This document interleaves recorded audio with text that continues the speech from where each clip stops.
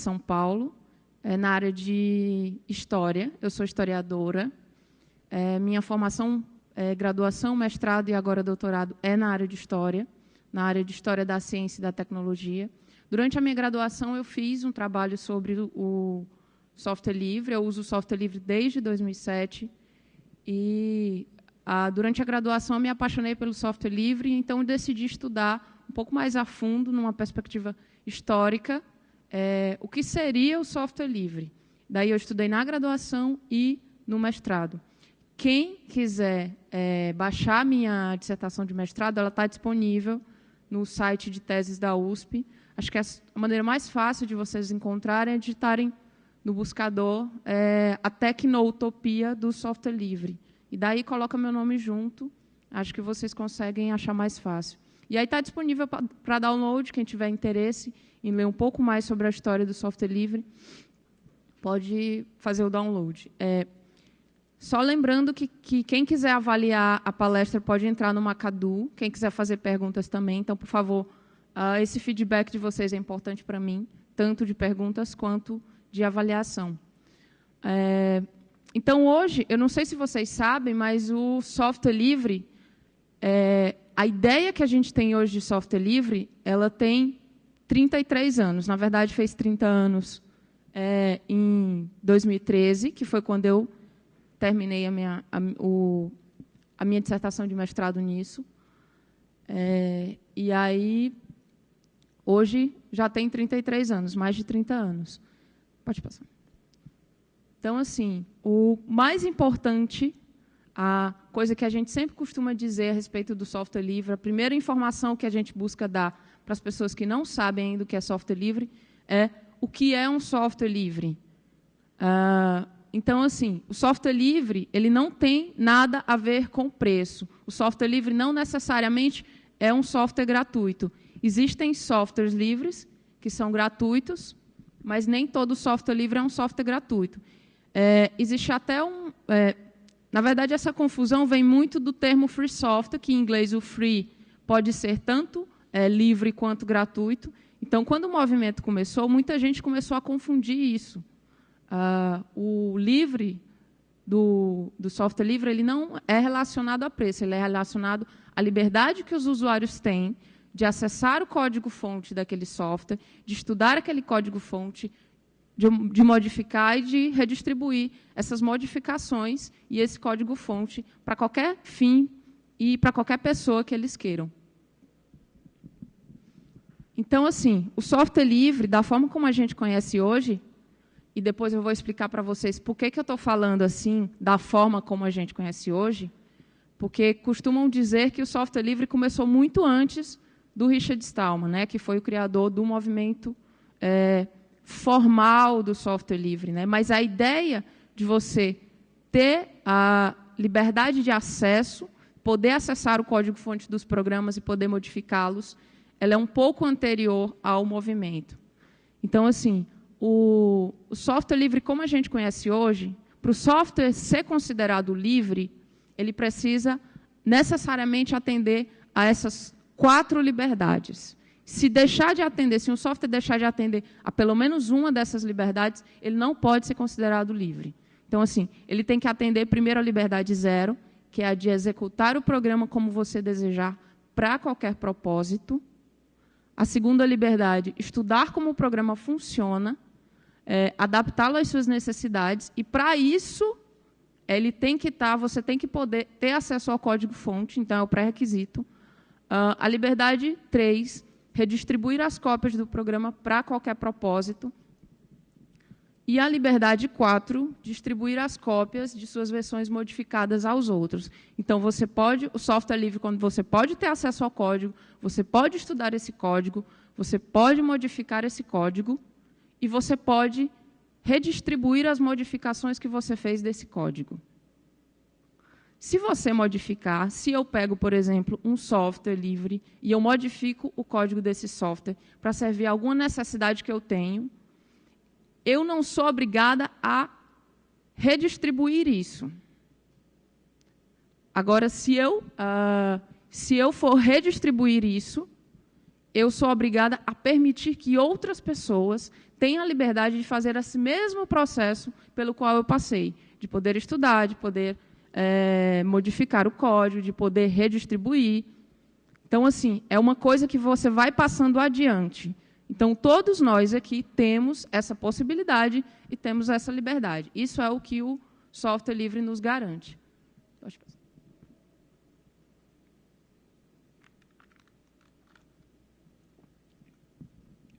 Então, uma grande pergunta que eu sempre me fiz quando eu comecei a usar software livre, principalmente depois que eu comecei a pesquisar, foi o software livre sempre existiu? Ou melhor, o software proprietário sempre existiu? Você imagina que o software proprietário sempre existiu e daí foi criado um software livre para se contrapor a isso, né? Mas aí, como a gente vai ver, havia uma tendência no mercado, no universo da computação e da informática, que era uma tendência de abertura.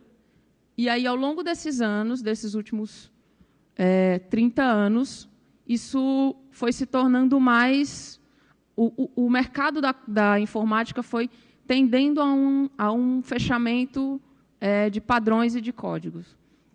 Então, aqui eu trago para vocês mais ou menos uma introduçãozinha sobre as principais fases da informática, mais ou menos para a gente saber, para poder explicar para vocês como surgiu a indústria do software e, então, como surgiu a indústria do software proprietário. No início, para quem não sabe, os primeiros computadores eletrônicos, eles foram criados nos anos 40, na segunda metade dos anos 40, nos Estados Unidos, em algumas universidades dos Estados Unidos e em algumas universidades inglesas. Pelo menos é o que a gente tem notícia. Pode ser que em algumas outras regiões mais periféricas a gente tenha outros tipos de tecnologia, mas a gente costuma só ter acesso, só estudar um pouco mais essas regiões mais centralizadas. Então, assim, essa primeira fase, de 45 a 65, foi a fase da invenção dos primeiros computadores. Como eu disse, em laboratórios universitários e com verbas militares. A computação, a computação moderna, ela surgiu estritamente ligada à guerra. Então, os computadores foram criados por causa da guerra, os computadores foram criados com verbas militares, e a maioria das coisas que a gente tem hoje, das tecnologias que a gente tem hoje, de mouse, de computador, por exemplo, são coisas que surgiram por causa de investimento do governo americano, principalmente, em tecnologias que pudessem fornecer uma estrutura melhor para se vencer uma guerra, por exemplo. Então, os computadores eles foram criados num contexto em que os Estados Unidos precisavam fazer cálculos balísticos cada vez mais precisos. Cálculos, por exemplo, os primeiros computadores serviram, por exemplo, para calcular a altura em que a bomba atômica deveria ser jogada para causar o maior tipo de estrago possível. Então, era esse tipo de cálculo científico que era usado. Então, é meio estranho a gente imaginar que hoje uma ferramenta que a gente usa para comunicação e que ela não nasceu para isso, na verdade, essencialmente para isso. Então, a segunda fase, de 65 a 70, os computadores começam a entrar no mercado civil. Até então, nessa primeira fase, apenas o governo e apenas algumas empresas ligadas a pesquisas e projetos militares usavam os computadores. E, nessa segunda fase, os computadores começam a servir para processamento de dados. Então, as empresas começam a usar muito os computadores para isso. E aí eles começam a ser vendidos para os mercados civis.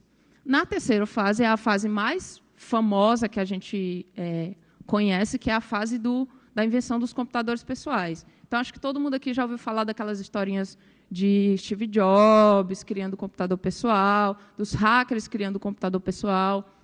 E aí, essa é a terceira fase em que o computador pessoal é criado, e aí o computador começa a entrar na casa das pessoas, né? Começa a se tornar uma ferramenta doméstica e uma ferramenta de comunicação, tal como a gente conhece hoje.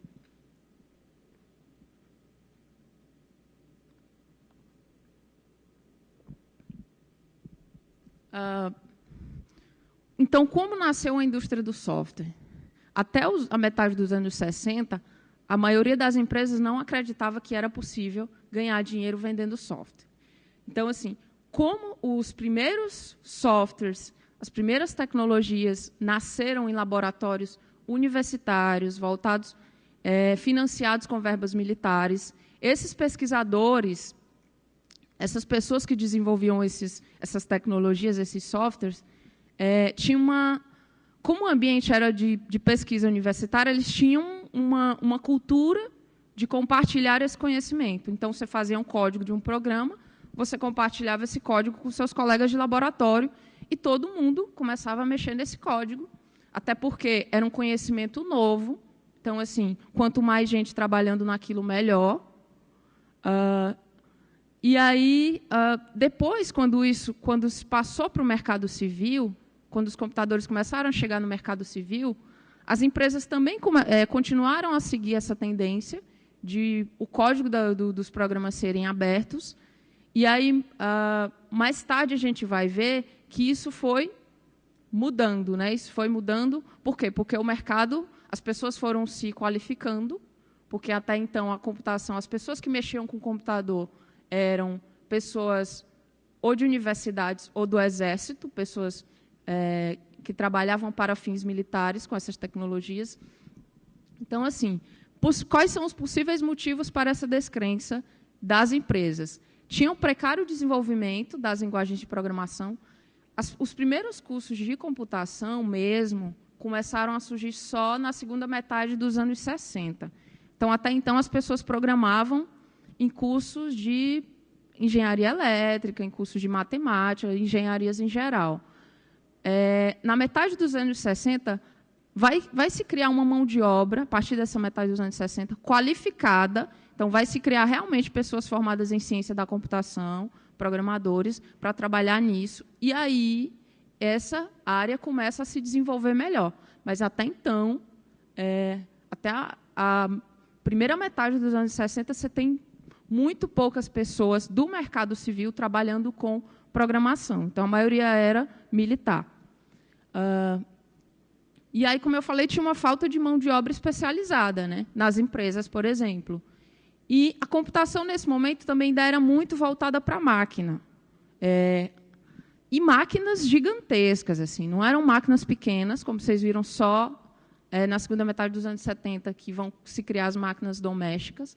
Então, ela ainda era muito voltada para a máquina, e esses hardwares evoluíam muito mais rápido do que os softwares.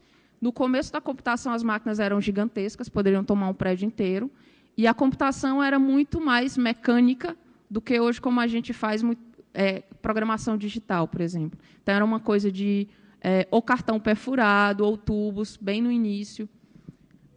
Então, era muito precário ainda o desenvolvimento dessas linguagens e desses programas.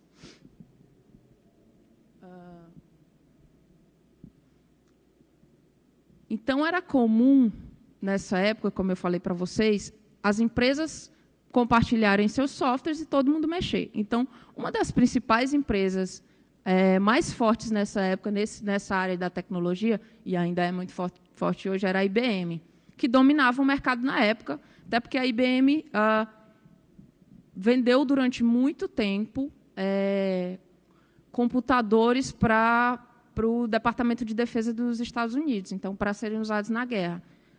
Então, ela dominava o mercado de computação nessa época. E, mesmo a IBM, que era uma empresa gigantesca, ela não via sentido em vender o software. Então, ela vendia as máquinas e o software ia de graça nas máquinas. E, por exemplo, se comprasse uma máquina da IBM, eu tivesse uma empresa e comprasse uma máquina da IBM, eu poderia mexer naquele código, se eu soubesse, se eu fosse capaz, e eu poderia passar aquele código para frente. Então, o que ela fazia era vender a máquina e prestar serviço em relação àquilo que vinha instalado na máquina. E o código a gente não pode chamar de livre, porque livre é um conceito que surgiu depois, com o movimento software livre, com o Richard Stallman, mas havia uma cultura do compartilhamento, e isso era muito forte nas empresas, nas universidades. E é por isso que algumas pessoas acham que o software livre é anterior. A ideia, sim, é anterior, mas o conceito, tal como foi formulado pelo Richard Stallman e pelo grupo que ajudou ele a criar o GNU e a Free Software Foundation, essa ideia é dos anos 80.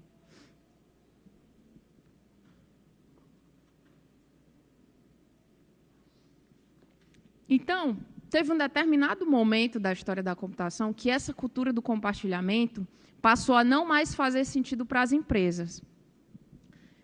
Com o desenvolvimento das linguagens, dos programas, com o aumento de pessoas especializadas em produzir softwares melhores, com o desenvolvimento de máquinas mais rápidas, então, com o desenvolvimento de tudo isso, elas viram que talvez fosse possível ganhar dinheiro vendendo software, fazer softwares e ganhar dinheiro vendendo isso. Então, assim, 2 momentos marcaram essa virada, podemos dizer assim, esse começo de mudança de processo, de um software compartilhado para um software que o usuário passa a não mais ter acesso, que foi o primeiro registro de patente de software nos Estados Unidos em 1968, e a decisão da IBM de separar a venda do hardware da venda dos serviços de software, também em 68. E aí o que obrigou ela a começar a pensar, não, se eu vou separar isso, então eu tenho que pensar numa forma de impedir que as outras pessoas tenham acesso ao meu código e eu possa estar deixando de lucrar com isso. Então, eu tenho que usar, talvez, um copyright no meu código e passar a reter essa informação para que eu possa lucrar com isso.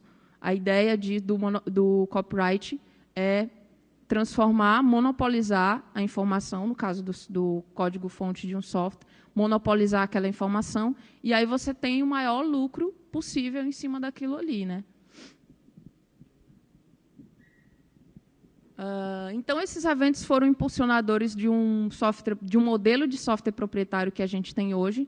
Então, no final dos anos 60, começo dos anos 70, e isso se fortalece ainda mais nos anos 80, e aí, quando o Stallman cria o movimento de software livre, há uma tendência da indústria de fechar o código dos programas. Em 76, o Bill Gates fazia parte de um grupo, não sei se vocês conhecem, que era o Homebrew Computer Club, que era um clube hacker, que foi de onde saíram os primeiros computadores pessoais, era um clube que o Steve Jobs também fazia parte, e o Wozniak. E, em 76, ele escreveu uma carta aberta aos robistas, no qual ele falava que ele tinha criado esse programa Altair Basic, e as pessoas no clube dele, era muito comum na época isso, as pessoas no clube dele pegaram o código desse programa e saíram redistribuindo. E ele ficou muito chateado na época, porque ele já queria... Nessa época, o Bill Gates já via um mercado promissor para o software, então ele ficou muito chateado. Se vocês procurarem no Google, é bem fácil de achar essa carta aberta aos robistas. Não sei se tem traduzido em português, mas na carta ele chama os colegas dele de ladrões. Vocês são ladrões, porque vocês roubaram o fruto do meu trabalho e vocês não têm esse direito, e eu preciso disso. Vocês estão como se vocês estivessem tirando o meu sustento, a minha fonte de sustento. E aí, algumas mudanças nas leis do governo ajudaram também a transformar o software, o código-fonte do software, em objeto passível de ser usado copyright nele, né? Passível de ser fechado. Em 74, ocorreram mudanças importantíssimas nesse sentido.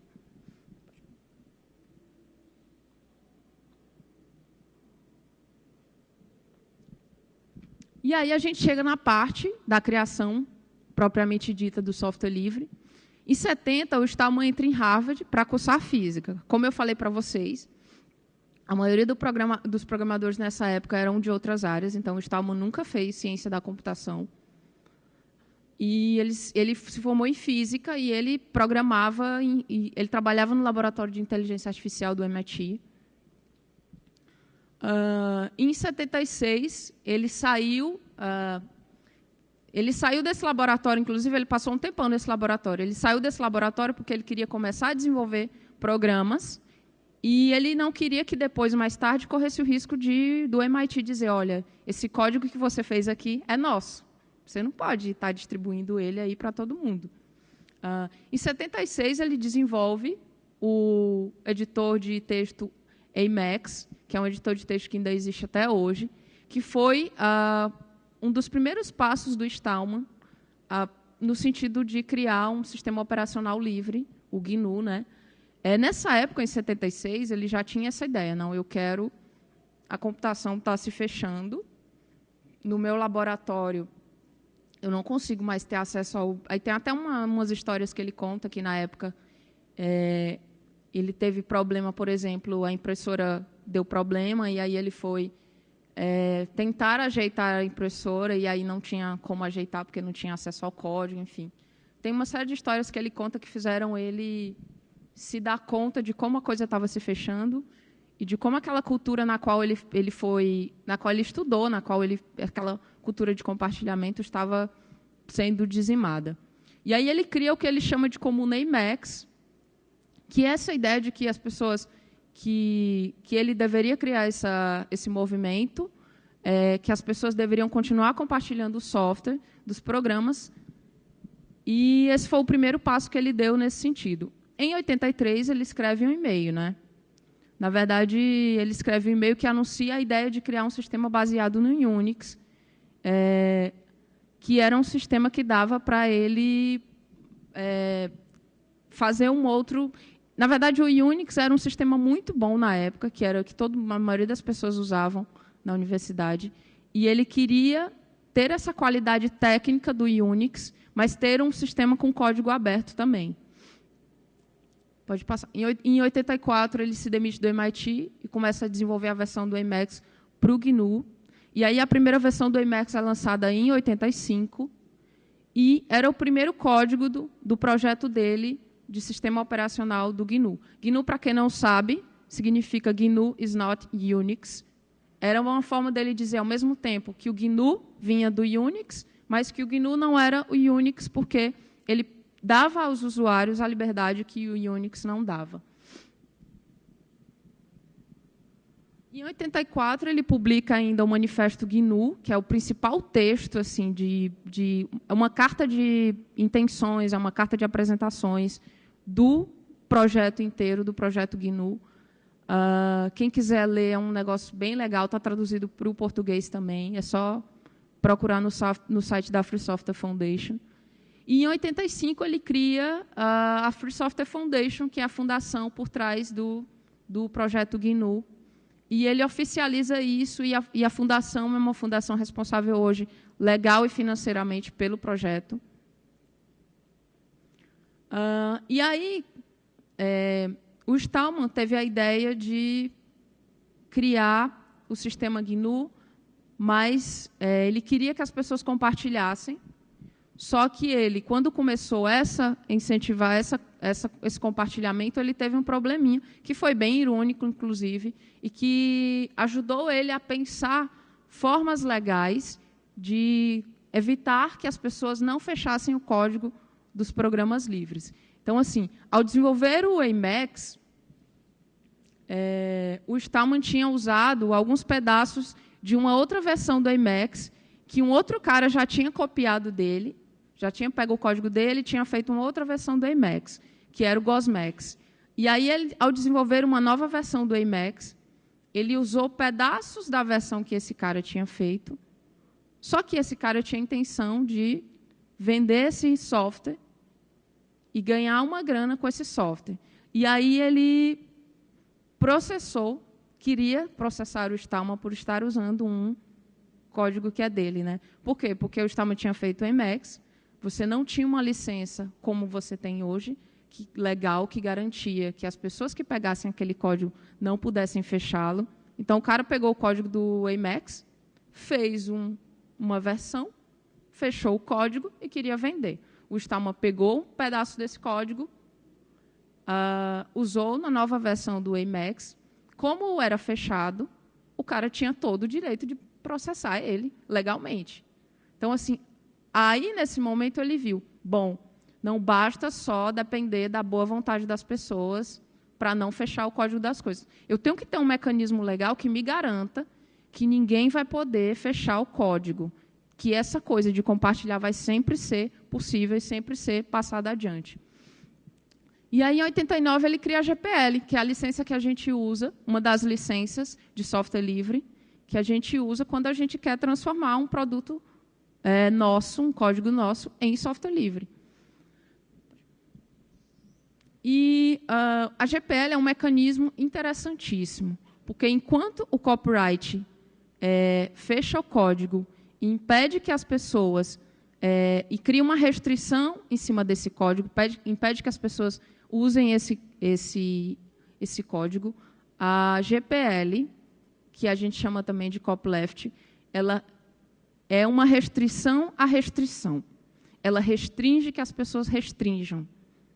É interessantíssimo isso, porque é uma espécie de hack no copyright, né? Você tem uma coisa que restringe, daí você usa a GPL e você restringe as pessoas de restringirem as outras. Não.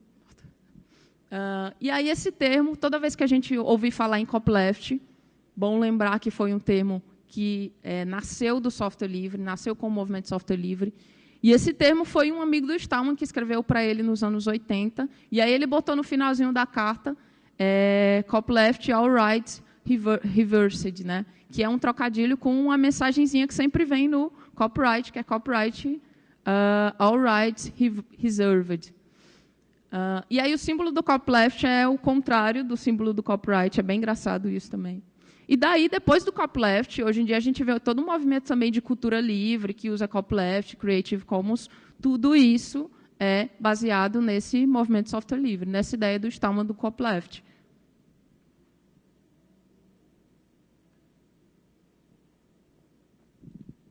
Bom, o copyleft, as principais características dele, o copyleft, ao contrário do copyright, não restringe o direito de cópia. Mas o amplia, permitindo que ele seja de todos e não reservado a poucos, que é o que o copyright faz. Usar copyleft no seu software, GPL no seu software, não quer dizer que você não vá ter sua autoria atribuída, muito pelo contrário.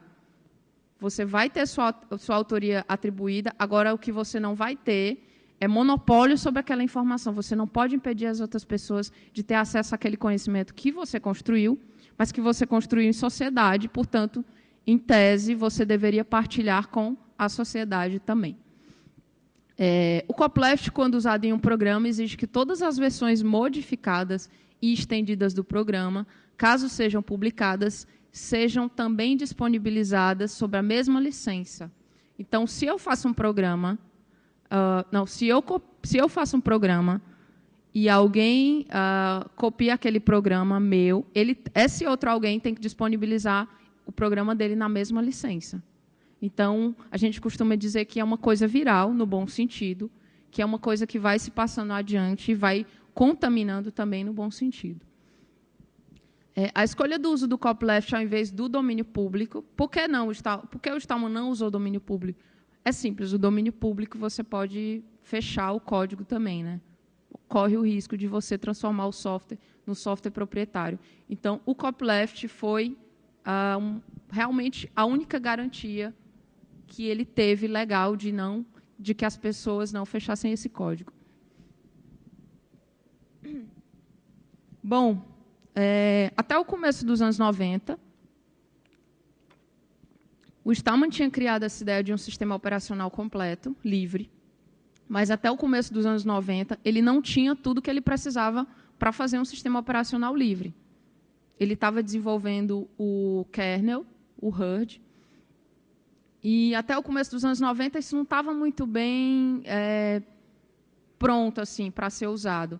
E aí aparece o Linus Torvalds, que é um programador finlandês, que, usando as ferramentas GNU que o Stallman já tinha feito, e usando uma outra versão do Unix, o Minix, criou um kernel chamado Linux, e esse kernel foi sendo usado depois, né, junto com o GNU, e foi transformado num sistema operacional livre completo. Então, assim, o Linux não tinha essa intenção quando criou o Linux, o Linux não tinha essa intenção quando criou o Linux, de complementar o GNU. Ele fez um kernel livre, baseado no Unix. As pessoas viram que aquilo ali poderia dar certo e começaram a juntar as duas coisas e transformar num sistema operacional completo. E aí começaram a surgir as primeiras distribuições em 93. E aí surge o Slack, o Debian, que foram as primeiras. E aí a Free Software Foundation, a distribuição que ela apoiou na época foi o Debian, né? Foi uma das primeiras distribuições que existe até hoje, inclusive. Então, o que a gente usa hoje de distribuição é camada de GNU, camada de Linux e camadas de customizações que as comunidades fazem em cima das distribuições. Com a chegada do Linux, nos anos 90, o software livre começou a se popularizar muito, principalmente em 98, quando a empresa do Netscape libera um navegador, o código do navegador. Esse código, esse navegador Netscape Navigator, era para ser um dos principais concorrentes do Internet Explorer, né, na época. Só que ele não ia muito bem. Então, o que a empresa fez? O Linux estava se popularizando, a coisa do software livre, da ideia do software livre estava se tornando muito popular. Então, eles lançaram, abriram o código do navegador deles, que hoje é o que a gente conhece como sendo o Mozilla Firefox. E isso fez um sucesso tremendo. E aí, em 98, algumas pessoas começaram a perceber, algumas pessoas do movimento de software livre começaram a perceber que o software livre poderia ser uma coisa de mercado também, ser uma coisa de negócios e ter sucesso em empresas. E as empresas poderiam ser criadas para fazer e para vender software livre. Então, nessa época também, no começo dos anos 90, começam a surgir também as primeiras empresas dedicadas a software livre. Em 98, dois programadores, o Eric Raymond e o Bruce Perens, criam a Open Source Initiative, que é uma instituição que tem uma outra ideia do que é o software livre, né? E, na verdade, inclusive, tem um outro nome para isso, eles chamam de Open Source. O Open Source, nos anos 90, vai haver um racha no movimento de software livre, e aí você vai começar a ver claramente, a gente vê claramente que tem um movimento free e um movimento open. O movimento free é mais voltado para a ideia filosófica, ideológica, de que o software livre é um software que busca dar acesso ao conhecimento para as pessoas, então defende essa ideia acima, por exemplo, de qualidade técnica ou de mercado ou de qualquer outra coisa, que não seja a liberdade do usuário, a questão da justiça social, a questão da cultura livre, do acesso e do compartilhamento do conhecimento. E o grupo Open é um grupo mais voltado para o mercado, é um grupo mais voltado para negócios e é um grupo mais voltado também para a qualidade técnica do software. Então, é um grupo menos político, digamos assim, né? Eles não fazem questão de discutir muito essa questão política. E aí, na época da criação da Open Source Initiative, o Eric Raymond, inclusive, lança um texto chamado Goodbye Free Software, Hello Open Source, anunciando essa dissidência entre os dois movimentos. E isso meio que deu uma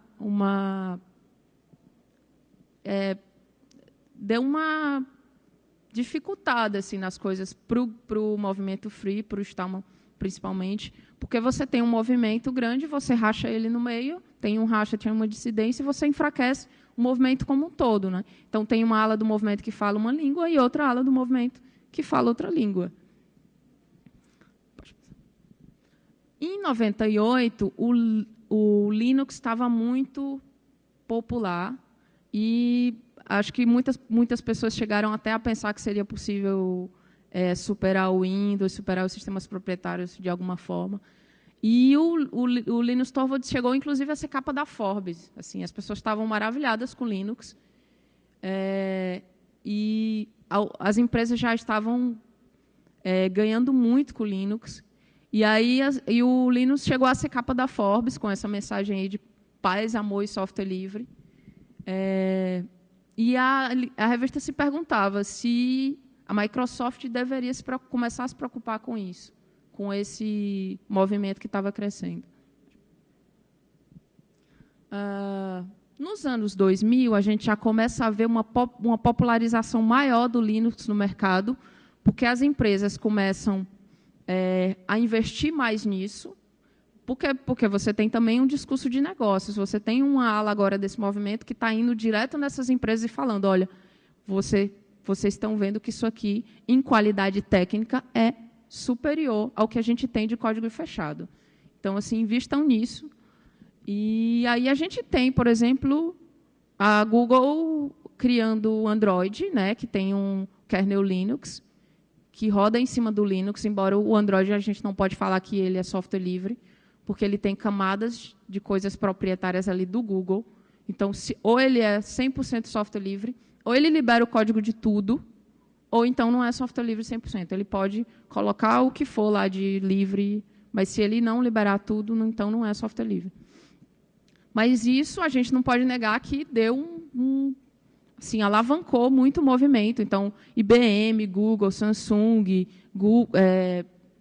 todas essas empresas, Nokia, um monte de empresas contribuem hoje financeiramente e se beneficiam muito com isso, assim, talvez mais até do que a gente, né? Porque o Google pegou o kernel do Linux e fez o Android e já estava pronta a coisa. Embora hoje ele tenha um investimento nisso, de doações e tal, e de contratações de pessoas, inclusive, para trabalhar nisso, pessoas da comunidade, mas é um ganho muito grande, né?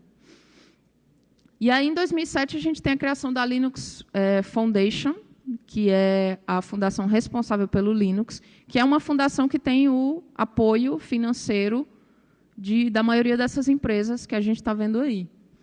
E a gente também tem, no começo dos anos 2000, um fenômeno interessante, que é os governos começarem a adotar software livre, principalmente governos aqui da América Latina. Então, a gente tem, por exemplo, em 2003, o Brasil adotou o software livre através de um decreto presidencial. Hoje em dia, essa coisa está mais enfraquecida, mas durante o governo Lula, por exemplo, a gente teve um movimento bem forte dentro do governo de migração de algumas empresas governamentais para software livre. Então, quando você usa, por exemplo, o caixa eletrônico do Banco do Brasil, você está usando software livre. Quando você usa as coisas da Caixa Econômica também, você está usando software livre. Então, várias instituições governamentais hoje usam software livre. Na Venezuela também a gente teve adoção, Peru, Equador e Bolívia, embora isso hoje em dia esteja muito mais fraco, a gente não escuta muito mais falar, foi um movimento bem do começo dos anos 2000, o Brasil foi muito pioneiro nisso, a nível latino-americano, a nível mundial. Então, na época que o Brasil adotou software livre, houve uma euforia muito grande, as mídias internacionais noticiaram isso, a Microsoft surtou. Então, na época que houve essas adoções desses países, a Microsoft começou a surtar e aí começou a fazer lobby em vários desses países, com o governo de vários desses países, porque eles lucram muito vendendo licenças de software para os governos. Eu acho que ela lucra mais, inclusive, do que vendendo para as pessoas, né? Porque tem uma pirataria muito grande dos softwares de código fechado. E aí também tem um acirramento entre essa tensão entre o movimento free e o movimento open, né? Principalmente depois que o software livre ganhou o mercado. Fica muito mais difícil você falar em termos de filosofia social do software livre do que em termos de mercado, por exemplo. Então, para o Richard Stallman, depois de 98, depois da Open Source Initiative, ficou muito mais difícil você passar a ideia essencial do software livre para as pessoas, né? Que não é só uma coisa que é tecnicamente melhor, é uma coisa que é socialmente melhor também, que garante que o conhecimento seja partilhado com todo mundo. E aí, em 2013, a gente teve, finalizando a minha palestra, a gente teve a comemoração dos 30 anos de Projeto GNU, 30 anos de movimento de software livre, tal como a gente conhece hoje, né? Formalizando essa ideia do software compartilhado do passado. E hoje a gente está com 33 anos e não sei se a gente está melhor do que está no passado, porque, enfim, a computação está mudando muito. Você não tem mais... Os desktops não são mais os reis, né? A gente tem uma computação hoje muito mais voltada para mobile e são dispositivos que são extremamente fechados. Você tem um tablet, você não sabe sequer você não consegue sequer tirar a bateria dele. Você não sabe como aquilo... Você tem um computador, você consegue abrir ele, você consegue mexer. Se você tem software livre nele, você consegue saber o que tem dentro do código. Então, enfim, não sei como será no futuro. Bom, é isso. Isso era o que eu tinha para dizer para vocês aqui hoje. Quem quiser acrescentar alguma coisa, fazer alguma pergunta, avalie a palestra, por favor. Isso é muito importante. E é isso. Obrigada.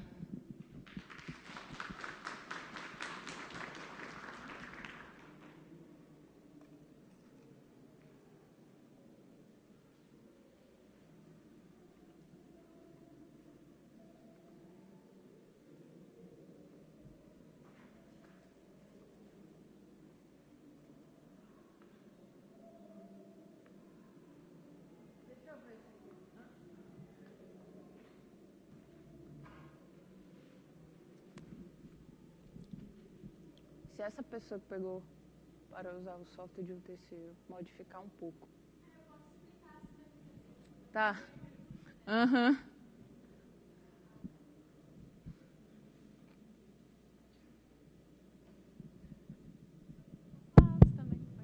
Obrigada. Assim, o que eu quis dizer é que nem tu falou do Google, né? Que ele pegou, tipo, tem a base livre ali e deu uma mudada e daí o copyleft ele não manteve. Daí eu quero saber, tipo, até onde essa restrição do copyleft de deixar aberto para todo mundo se mantém, se é mudar um pouquinho, se é botar toda uma nova cara em cima. É tipo isso. Na verdade, o copyleft se manteve do que ele usou, que já tinha copyleft, né? Eu posso pegar um software livre e botar algumas coisas proprietárias, algumas camadinhas proprietárias nele, mas ele não vai... Aquilo que já está liberado é livre, continua sendo livre. A licença não vai ser alterada. Agora, o que tem nele não vai ser livre. O Android, por exemplo, não é livre. Tem algumas coisas livres. As coisas que são livres nele são realmente livres. Você pode achar o código. Os códigos estão disponíveis. A licença garante isso eternamente. É uma licença que garante isso eternamente. Mas o que tem em cima dele, o que roda, algumas coisas que rodam nele, não são livres. A menos que sejam publicadas em GPL, em alguma licença livre. Aí, daí... Mas, assim, se você jogar uma camada proprietária, você não altera a camada livre que você usa.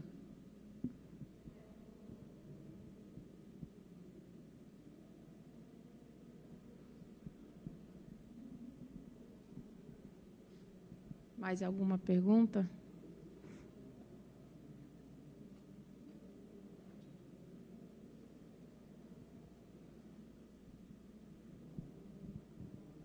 Não?